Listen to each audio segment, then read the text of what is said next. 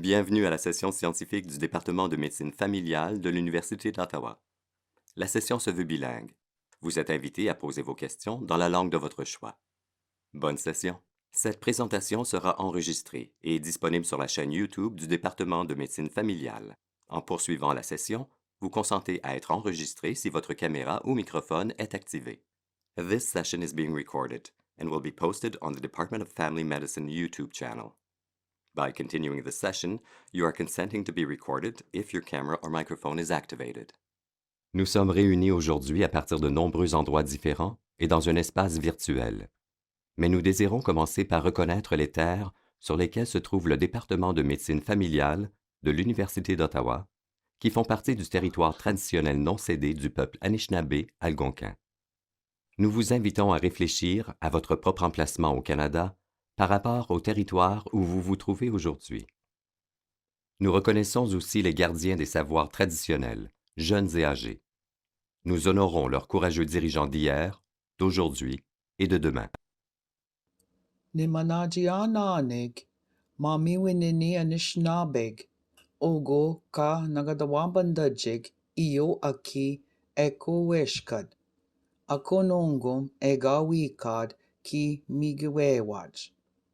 Nimanajiananig kakina anishnabeg undaje kaye ogog kakina eniagizijig, enikukamigak kanadang eje udapinagig endawajin udawang. We are gathered today from many different locations and in a virtual space, but we wish to begin by recognizing the land on which the Department of Family Medicine at the University of Ottawa is located, which is part of the traditional unceded territory of the Anishinaabe Algonquin people. We invite you to think about your own location in Canada in relation to the territory where you find yourself today. We also acknowledge the traditional knowledge keepers, both young and old, and we honor their courageous leaders, past, present, and future. Bonjour, bienvenue. Good morning and welcome, everyone. And welcome to Family Medicine Grand Rounds, our June edition. My name is Doug Archibald, and I'm the Director of Research and Innovation for the Department of Family Medicine. And it's my pleasure today to welcome and to introduce the Riverside group, who will be presenting rounds this morning. So today we have Dr. Zuma Ukbe, Shauna Basil, Justine Callahan, Tania Fitzpatrick, and Christine Whitehead. They're our dynamic group of academic family physicians with a passion for teaching and providing comprehensive and quality patient care.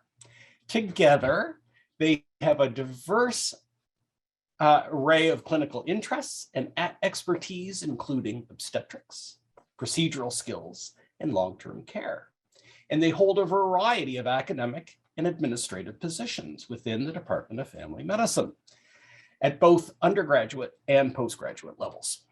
They are proud to be clinician teachers and feel fortunate to be part of such a supportive healthcare team at the Riverside Clinic. So with that introduction, I'm going to be passing it off to this group. I'm not sure who's sharing their screen, but Rain's over to you. All right, so thanks for introducing us. Thanks, everyone. I'd like to welcome everybody to this week's Grand Rounds titled Ready or Not, in which we assess resident preparedness for future practice management in family medicine, and we propose a relevant educational plan. Today's Grand Rounds is prepared by the Docs of the Riverside Family Health Team, as you kindly introduced, and I'm pleased to get us started. So what is practice management? And while it's relatively easy to read about the various components of the literature, it was actually surprisingly difficult to find an established definition of practice management. So we actually defined it ourselves as an operable aggregate of the various medical and non-medical components necessary to sustain a medical practice. In 2016, the CFPC developed a practice management working group, which outlined the following 6 categories of practice management. And those are career management, work-life balance, financial management, lifelong learning, medical legal issues, practice opportunities and options, as well as starting a medical practice. But is there even a need for practice management training? A needs survey done by the CFPC in 2016 identified that 90% of those surveyed did not feel prepared from the business side of family practice. Subsequently, the CFPC established its practice management working group in 2017 and developed an online free practice management course. The practice management working group outlined 6 areas of practice management, which I just outlined in the previous slide. Interestingly, none of us were able to get access to the PM Prep tool despite numerous attempts. So it would be actually interesting for us to get feedback at the end of the presentation from the audience to see if anyone's used this resource before. And practice management is also included within the general standards of residency program accreditation, which is adhered to by the Royal College, the CFPC, and the Collège des Médecins de Québec, under the CanMed's manager role, which has been actually renamed to the leader role in 2015.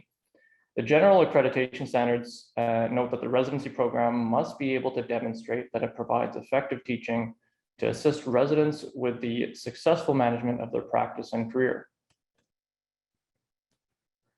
Certainly, the Canadian residents have also highlighted the importance of practice management training, noting in a statement from the Resident Doctors of Canada that we believe that practice management training must be delivered universally to all resident doctors through a curriculum that is consistent, comprehensive, and evidence-based, and in collaboration with the relevant organizations and sectors.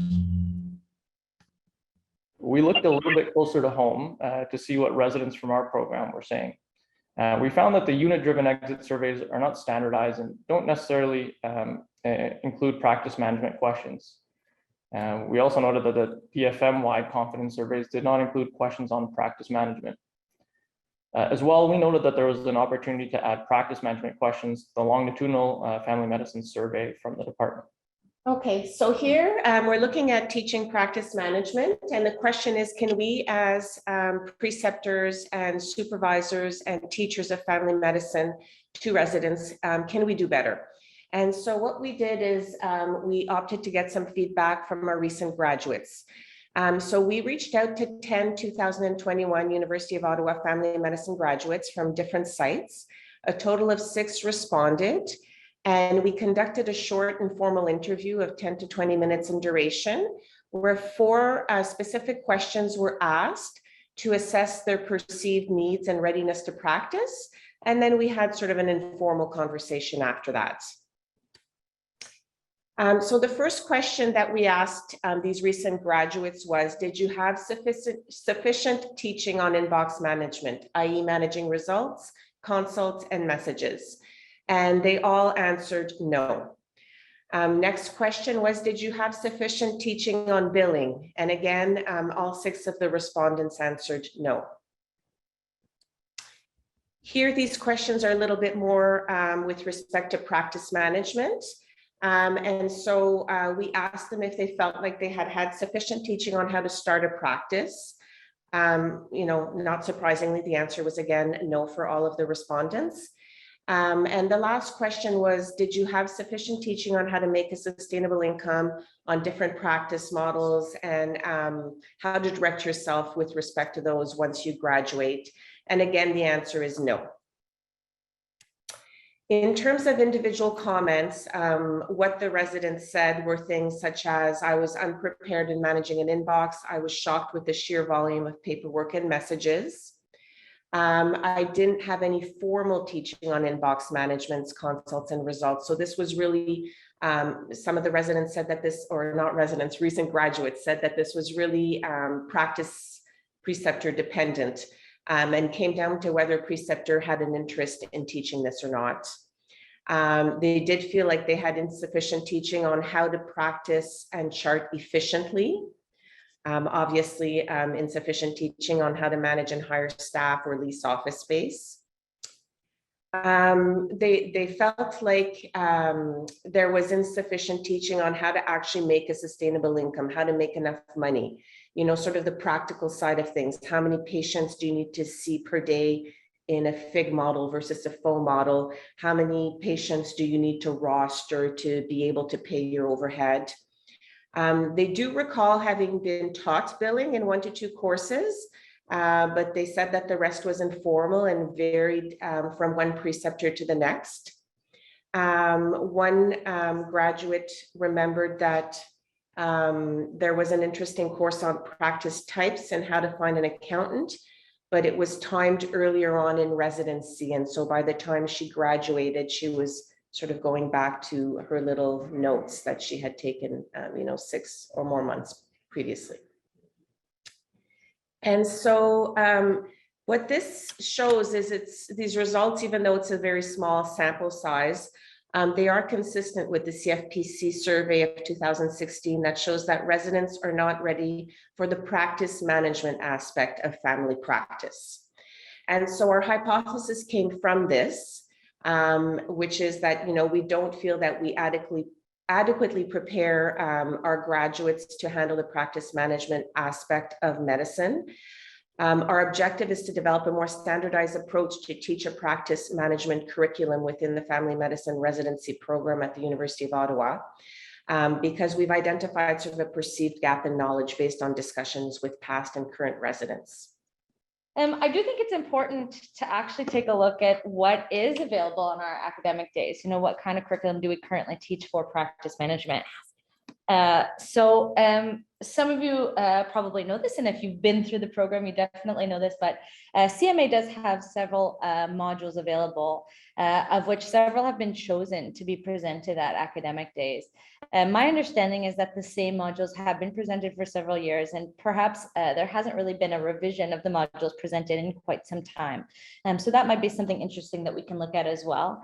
And just in chatting yesterday, I understand that some programs might be scrapping some of these modules as well in favor of their own, just to tailor their teaching a little bit more to practice management needs of their particular faculties.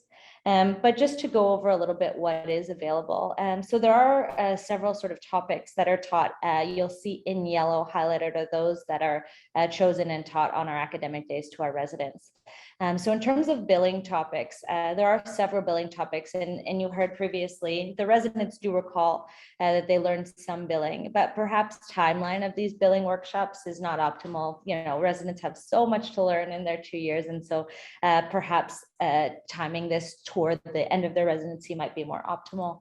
There is a section on clinical and office practice management topics, and what I think is pretty interesting is that in light of our change to virtual care, in light of our heavy use of EMR now more than ever, this might be an interesting place to look for modules that might be more helpful for our current practices. In terms of professional management topics, so as you can see once again in yellow, some of the payment and practice options that are taught on these academic days. What I always navigate towards is this: what you wish someone would have told you. I think that's what we all do when we get out into practice. We ask our friends and our colleagues, say like, how do we do this? How do you actually apply this in the real world? And so I find those sections are often very, very helpful. There are sections on locum contracts, and even negotiation as well.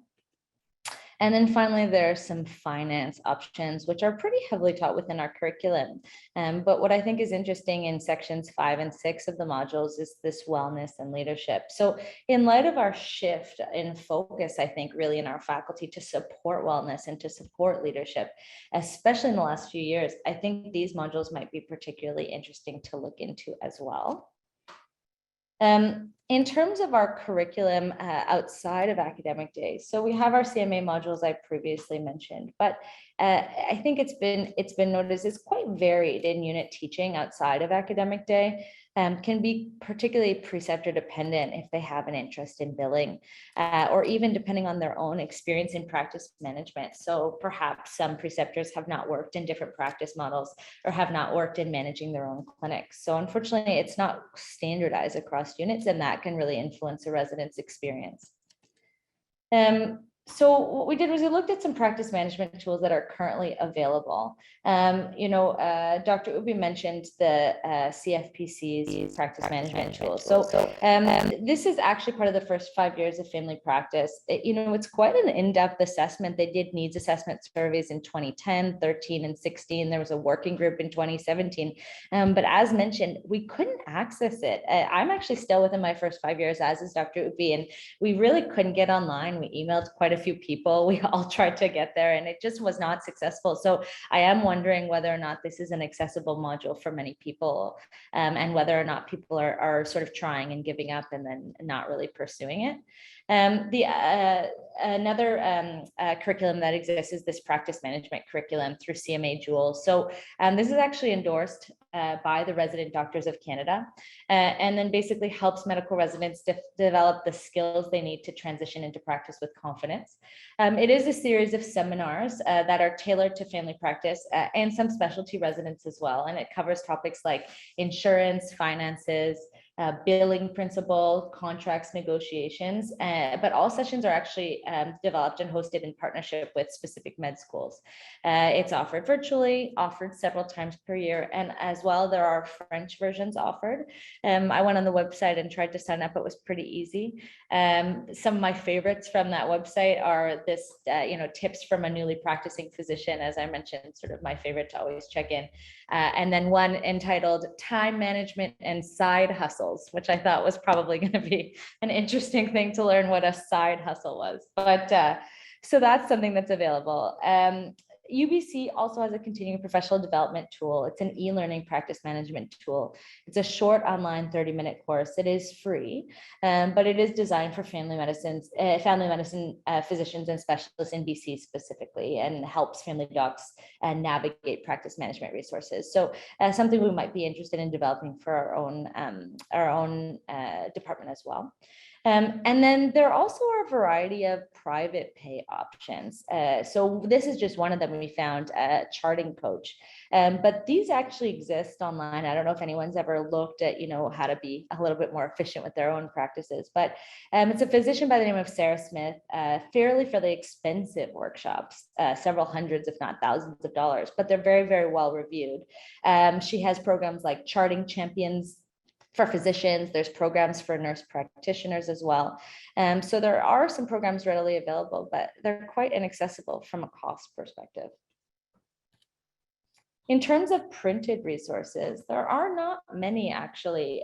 So family medicine notes, I think everyone knows and loves from their time studying for their exam. So written by the same people, they do have what they call an inbox management pocketbook.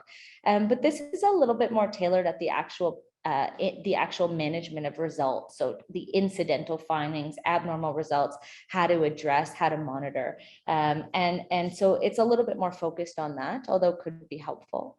There is a book called The Battle for Your Email Inbox, Managing Your Email Without Drowning. It is not specific for medicine. It is available on Amazon though. And it's a little bit more of just those management tools that you might need to be able to successfully handle a busy inbox, so things about, only going on your email once and handling immediately, or only seeing a result once and handling it immediately. So it's interesting, but not necessarily tailored to medicine.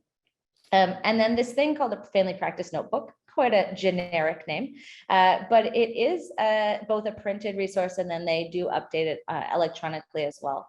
Just to the right, you can see this is an example of some of their practice management chapters, but it's updated monthly. It's a family physician out of the United States, I think about Michigan, I believe, and basically looks through a variety of conference systematic literature reviews, and provides sections on things like medical documentation, charting, on electronic mail, and patient communication as well. And this is available for free.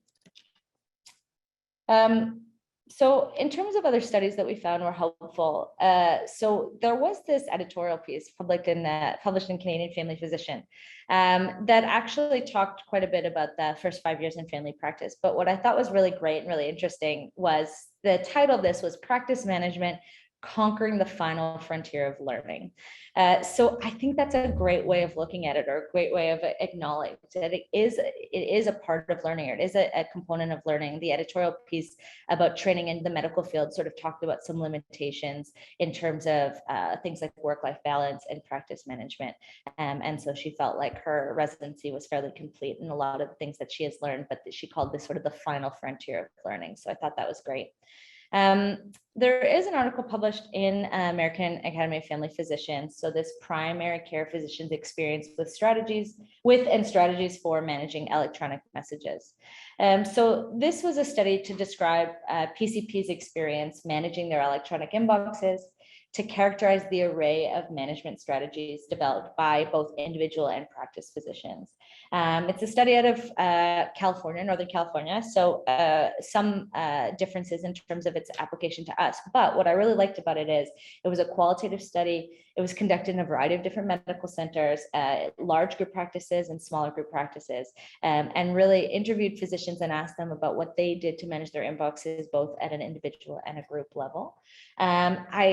This resonated with me and probably with many of you, but primary care physicians noted that adding inbox management to their other clinical workdays felt like desktop medicine was having a second set of patients. And so sometimes I think that it can feel a little bit overwhelming, and some of us can feel that way if we don't feel like we have a great approach. There were several individual level strategies and a variety of techniques to manage patient physician inboxes, I should say. So there was a one-touch system that some of the physicians applied, which is ensuring that they resolved any issues after opening an email just once. Some had time restrictions or specific times that they set out in their days specifically to review emails and inboxes. And then some deliberately made sure that they did this in between patients. They would do 2 to 4 results, for example, at a time to make sure that they ended their day reasonably. But what came out of this was also a series of group level strategies between the groups of physicians and the department chiefs to effectively manage clinic as a group. And so just to go over these, because we are going to try to pull these into what we're going to tell you about next in terms of our plans and in terms of our hopes. But some of the group level strategies were to have a dedicated time each day to manage your inbox, to have physician inbox cross coverage, to be able to go on vacation or leave for a weekend and feel confident that your practice is going to be managed well. Having a designated MD as a tech lead actually to discuss inbox management practices, which I think probably many of us do feel with Epic, with our EMRs, with the change to virtual care. I think having someone to help navigate that can be very, very helpful. Message management training for medical assistants and our medical team. So having workflows, what to do with these messages, what to do with these inboxes. Developing templates with smart phrases to reply to common administrative questions, which I think many of us probably are developing, but I think would lighten the burden a little bit as well. One of the things that I thought was great was acknowledging that this is a workload, just like any other, acknowledging that this takes time and effort and energy, and having ongoing strategy development, fishboning and QI, and trying to figure out how to better approach practice management.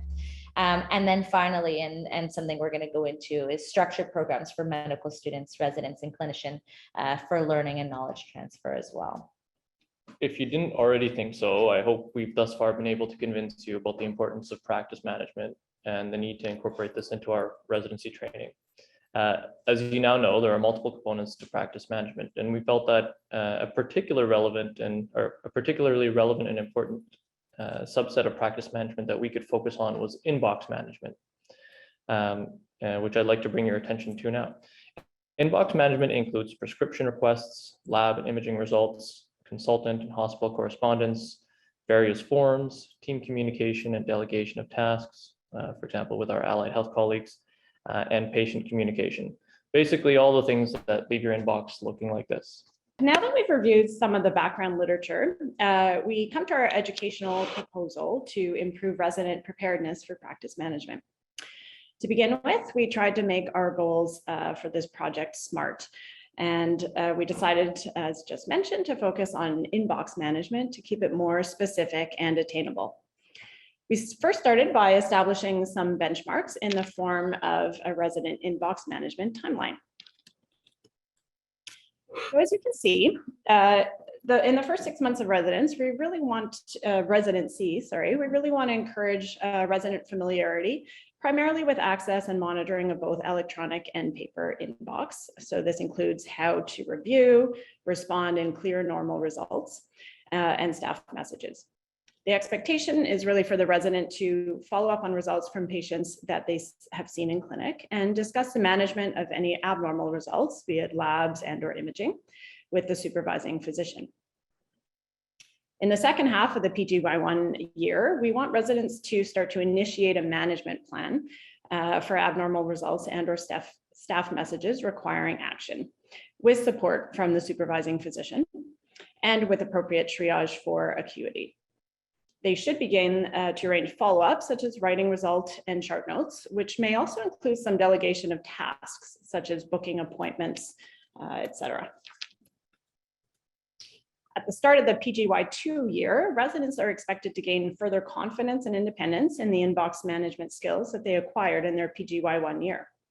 They'll also focus more on independent prescription refills, including reviewing them for appropriateness, accuracy, and any associated therapeutic monitoring. Finally, they will be encouraged to review specialist consults and have an introduction to some of the more common insurance and government/ministry forms, which we all know and love. The second half of the final PGY2 year will be a time to solidify all the elements of inbox management as we described, hopefully achieving supervised independence most of the time. There will also be a dedicated supervised practicum in their last block of family medicine with a shared inbox with their preceptor, which we will be discussing a little bit more in a bit more detail in the coming slides. So it has been shown that learners really need to do things. As experienced clinicians, we're actually unconsciously competent. That is to say that we make decisions without thinking, really based more on our experience. So how then do we become good teachers, especially as it relates to teaching inbox management? So if the best teachers are consciously competent, meaning they can see and teach the steps, then we really need to be able to identify and break down the components of our inbox and the rationale for our triage and our management decisions. All right, so how, now that, keeping this in mind about being consciously competent, how are we going to teach these inbox management skills to our residents?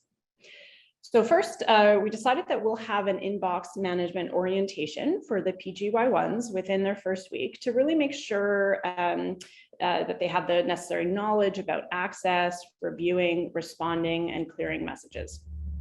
We're also finalizing a written handout for incoming residents regarding our unit expectations for inbox management and the proposed timeline.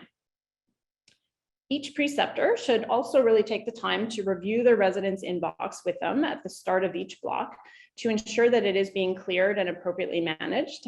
I think we've all ended up at the end of the year recognizing that the residents have lots of stuff remaining in their inbox. So we want to try to stay on top of that a bit more. Specifically when the resident is in unit, we can also set up specific learning objectives for the block with respect to inbox management. We also have regular resident progress reviews known as SIPRs, where we plan to add a discussion point to include inbox and management goals and evaluation. And this can also include multidisciplinary feedback, such as from nursing, front desk, etc. And finally, we also have regular lunchtime unit teaching rounds, where as a standing topic, the staff physicians will now start to review inbox management strategies and answer any resident questions, maybe review some examples from our own inboxes or the resident's inbox, looking at billing, labs, messages, etc. All right. So this brings us to the main component of our educational proposal, where really we're gonna be establishing a family medicine practicum in our unit, where the residents can really truly learn by doing.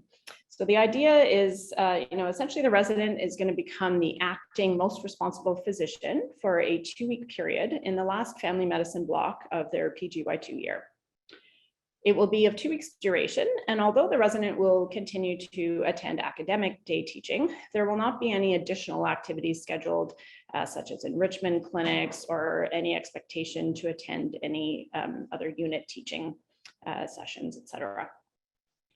The resident will have their own schedule booked with primarily their preceptors' patients, with room for some urgent appointments. They will run their day independently without direct supervision, although the preceptor will be available for consultation if needed. The preceptor's inbox will also be shared with the resident, and the resident will have booked administrative time each day to be able to manage their inbox. The preceptor is expected to review all patient encounters and answer and assist with any inbox management questions with the resident on a daily basis. Okay, so now that you've all heard about our proposed educational plan to teach inbox management to our Riverside residents, since we're here to talk about research today, we should really probably discuss how we plan to actually measure our intervention and its impact. We're currently in the midst of developing a short Likert scale resident survey comprised of about 4 to 5 questions regarding resident comfort level with inbox management. The survey will be distributed to our residents at 0, 12, and 24 months of their training, with a plan to start this July or August 2022. The survey is going to compare each graduating residents essentially to themselves and assess their progress and comfort level with inbox management over the 2 years of their residency training.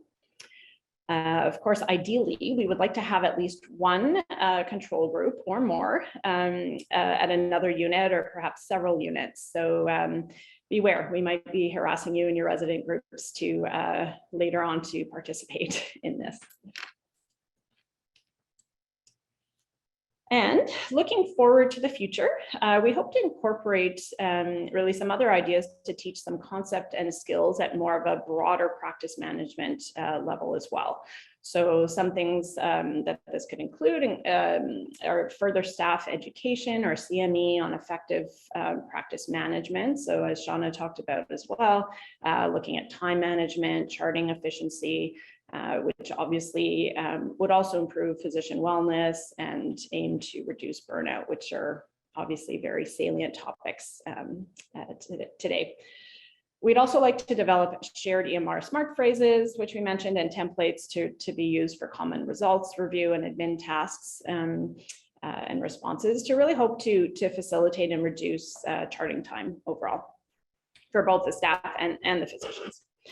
We also talked about compiling a toolkit of various practice management resources, billing modules, and websites for residents' future references. Since you heard that many residents have commented that they don't really remember what they might have learned in prior education sessions, which typically occur earlier on in their residency. And we'd like them to have something handy that they can reference on graduation when they really need it. We can also invite residents to our regular billing sessions with our external agency, Dr. Care, for further tips and review of billing, as well as maybe looking also at prevention and other bonuses that they may or may not still have in future practice. Ultimately, really our goal, if successful, is we would like to incorporate and develop a more standardized practice management curriculum across the DFM for all our family medicine residents. And finally, for a bit of blue sky thinking, we could certainly have some fun with VR concepts. You know, for example, imagine you're walking down the hall, trying to get to your patient, you got papers flying at you, nurses trying to track you down, the phones are ringing, and you have to triage things.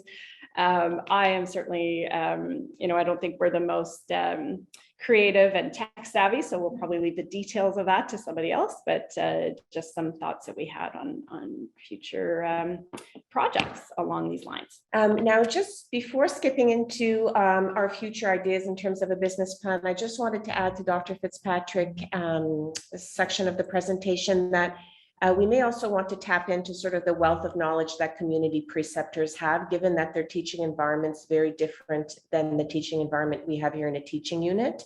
And that surveying their learners and also how they run their practice may give us some additional details as to how we can move forward with this. So this is just food for thoughts. With the upcoming PGY3 year, there is opportunity to expand our curriculum. And this is just an idea that we thought might be beneficial, especially for some residents in terms of a resident project. And this is a quote we found that really resonated with us, so that the business plans are like roadmaps. So you can go on a journey without one, but it'll only increase the likelihood of you getting lost along the way. So if you have a plan moving forward, the chances of success are definitely increased. And I can just, it's a long time ago that I graduated, but I can just imagine the questions running through graduates' heads as they sort of finish off the last stage of their current residency. And so they have learned to be great doctors and clinicians, but is that enough to have the confidence to open a medical practice, negotiate terms of joining a practice? And they sort of ask themselves, where do I work? Whom am I going to work with? How much money do I need to start if I want to open up a practice with other physicians? How many patients do I need to roster? How much money am I going to make after I pay my overhead? Is this even worth it, right? So how am I going to make this business plan that is going to be financially feasible for myself in the future? And so we thought, if we're going to be adding a potential, or I think it is a PGY3 year that's coming down the pipeline, there maybe some residents who would be interested in developing a plan in how and when to start a practice de novo, how to deal with financial statements, how to hire staff. And this could be sort of an interactive set of lectures that we could set up where we ask residents certain questions and have them work through the answers. And, I don't know if this is even a possibility, but it sort of gets us thinking of whether or not we could partner with the School of Business or the MBA program in terms of developing a course to help these PGY3 residents in terms of developing a business plan. So that's sort of the end of our presentation. I don't know how much, we thought, I think 15 minutes. So we would love to hear your comments. We would love to get some feedback on what you do in the clinic.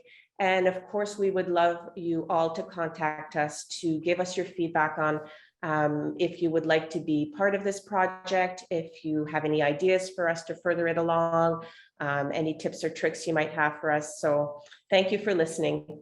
Justine, Usama, Shauna, Tanya, thank you so much. That was wonderful. If I could just start things off, if you don't mind, great ideas presented here. It reminded me, a few weeks ago, I read a critical review of competency-based medical education. This was from Ryan Bridges and colleagues, the Wilson Center, U of T. And Wilson Center is kind of the equivalent of DIME here at U Ottawa. And in this review, they looked at various assumptions of CanMed's, various assumptions of competency-based medical education. And they reviewed about, upwards of 8,000 articles over the past 10 years on competency-based medical education, really a mixed bag of what people were finding about competency-based medical education. But what they did find and what they recommend for future research in medical education is really the majority of articles that have been produced in medical education have been on the readily observable things that we do in clinics. So predominantly the articles are around procedural skills, right? Because that's something that we can easily observe. But what there's a dearth on are the other CanMed's roles. Leader, for example, and practice management, of course, fits very well in this. And my recommendation for your projects is enter this conversation of CanMed's FM, the leader role, and how practice management fits within CanMed. So you can think of CanMeds as a theory and speak within that conversation. Certainly, if you're looking at any publication of any of this work, you need to enter into that conversation and bring in that, that other work that is being done. So admittedly, probably there isn't a lot. So this could fit in quite well. So well done. And let's open this up to conversation. Ed. Home run, that was great. Very interesting and very relevant, and certainly relevant from the postgrad perspective. I think there's a lot of stuff in there that I think we'll be having more conversations about. Interestingly, you demonstrated also in here the importance of, although we keep kind of sidelining this, the importance of see one, do one, teach one, because when you talk about the model that you're describing it's very much, watch what I do, and then you do it for a time, and then we'll talk about it and we'll teach, we'll go on. And so I think there's a lot, there's tons of stuff in there. I think from the QI perspective, you're going to be sorely disappointed because you're not going to be able to compare it to other units because they're all going to grab this. So they're all going to be doing the same stuff as you very shortly. So please collaborate. And I think Denise put in the chat box that this is the type of stuff that we're going to need to talk about, departmental wide. So these are all sorts of great stuff that you got going on here. And the only thing I was going to say after that lengthy preamble really is, okay, if you're going to choose one of the resources, because there's tons of stuff here. I know I'm 25 years into practice, and I looked at your list of things that we should probably be getting better at, and we should be teaching our residents. And half of those I don't even know how to sign up for a WSIB. I have somebody who does that. But what if you were to say, okay, I'm going to take, because we can only do so much, right? We're teaching obstetrics, we're teaching all these other things. If at the boot camp before things started or early on in practice, what is one or two or three resources that we need to focus on? That's the biggest bang for our buck. I don't think you need to share that with me now or the group now, but have you thought about that? Because there's a ton of stuff in here. They're all great, but can you think of some of those resources that might be better than others? Because those would be the type of things that would be great to share across the department.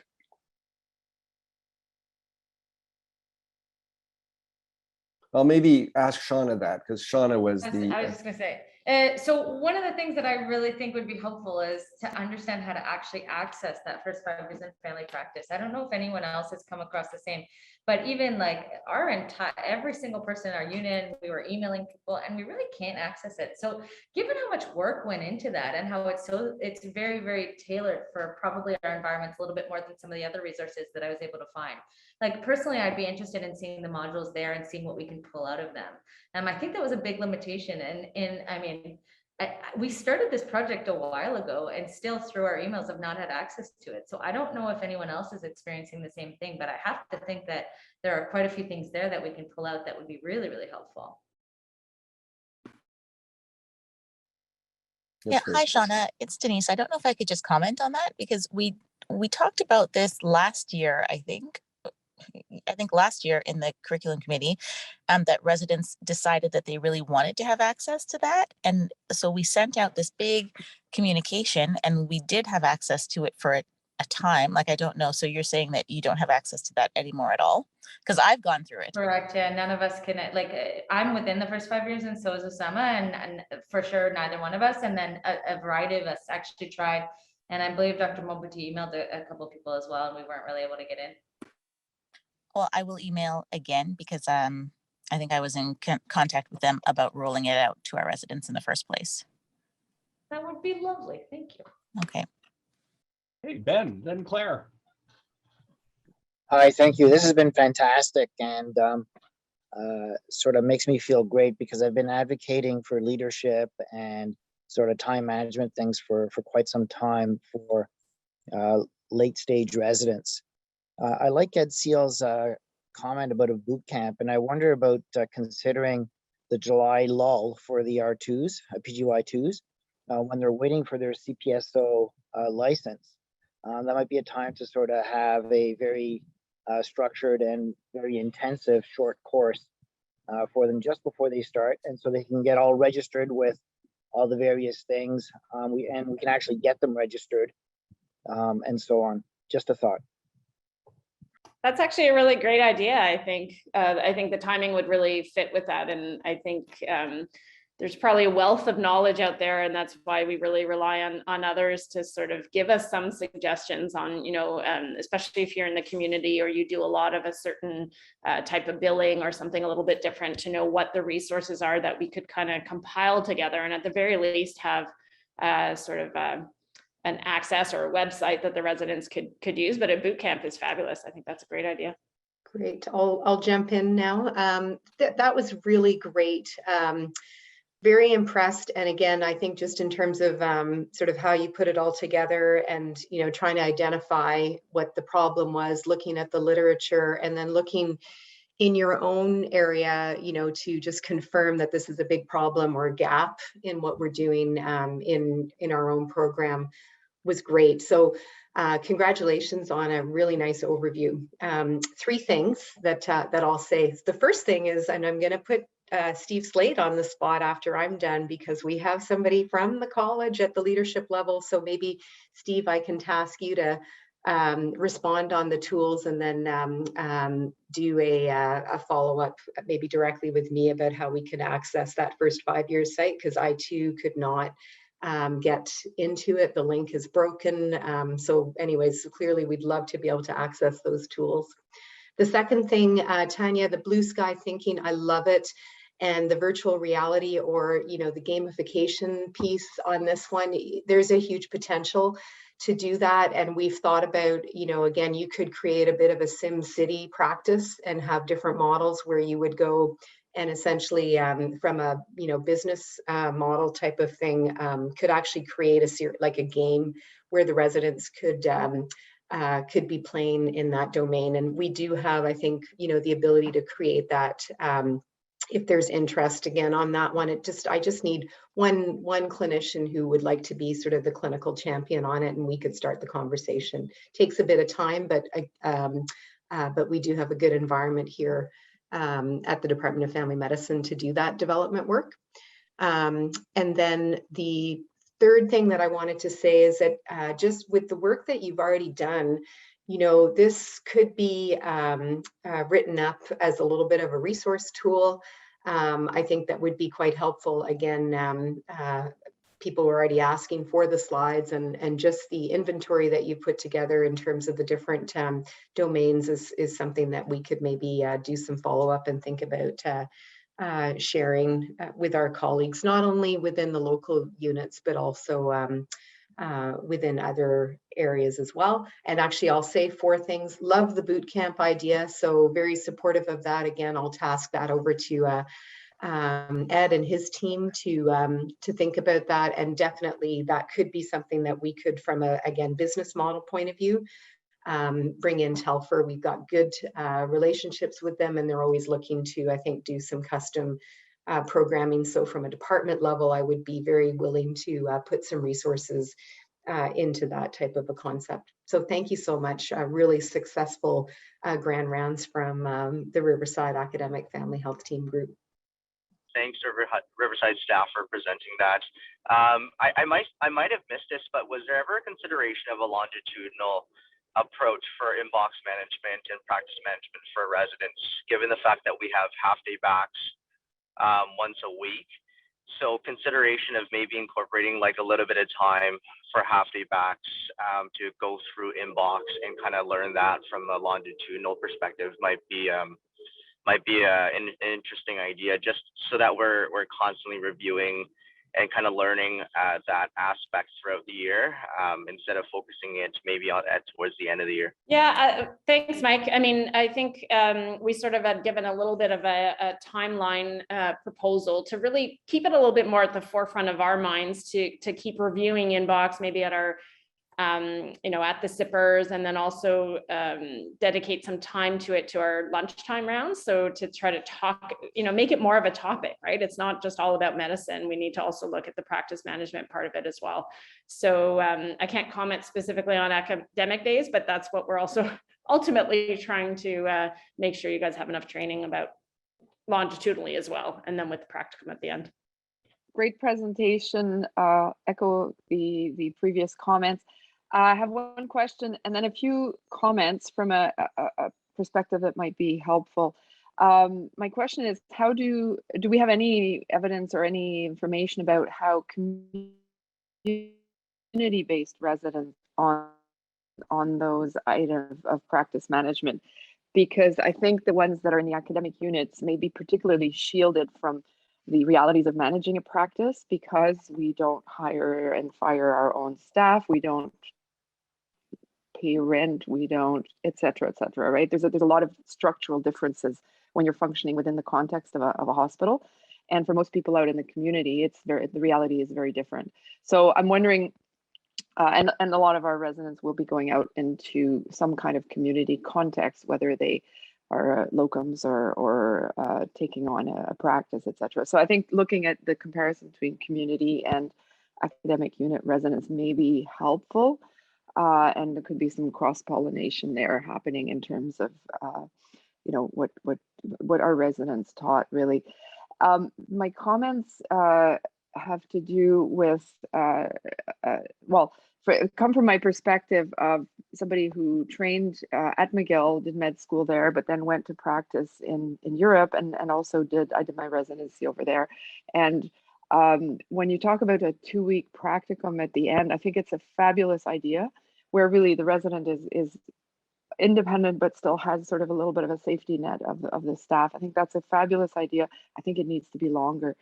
A lot of the residencies in other countries are much more similar to practica, and it has positive and negative aspects to it. It's less efficient, but you become autonomous much faster. And I think our residents on the whole probably could benefit from more autonomy and responsibility early on. And I do think they're very sheltered and quite, I'll say spoon-fed in quotation marks. They become excellent clinicians, but again, they're sheltered from a lot of the other sort of not so more mundane realities of practice. So I think more autonomy earlier on would be great. But this practicum, I love the idea. And my last point is all these resources that you're mentioning. We're all talking about first 5 years of practice or residence, etc. I think they could be helpful either as refreshers for more mature physicians or for somebody who's going to change practice contexts perhaps, but also for physicians who are coming in from other jurisdictions. And if I think about our department, a lot of people have come from other jurisdictions, whether it's elsewhere in Canada or abroad. And when, you know, I remember I had never practiced in Ontario when I came back to Canada, and there was this barrage of acronyms and like, oh, and you got to do this and WSIB and CMPA and CFA. So I was like, what is all this, right? And of course, you know, you figure it out, but I think having a sort of a document or something that is both for the new residents and for people making transitions, I think would be extremely useful. So I think there's a broad applicability for all the stuff that you're doing, and I think it's really great. So thank you very much. Yeah, thank you very much for that feedback, Lise. And I think this is an opportunity to standardize best practices, to recognize that the work that's done in the community is different than the work that's done in a teaching unit. And, you know, our plan is to sort of assemble a list of resources to help graduates go back to, you know, where was it? Where is that website for the best practices? Where is that website on how to sign up for all these different, and that could be, you know, useful for anybody really in any stage of their practice. Yeah, and if I may, I really see, I can't see Steve's face, but hi, Steve, from the college. I really see a role for the college as, again, a leader in setting standards and in making resources available. Well, on that note, everyone, I see that we are at time. Big shout out to the Riverside group. Well done. Great presentation and fabulous conversation, everyone.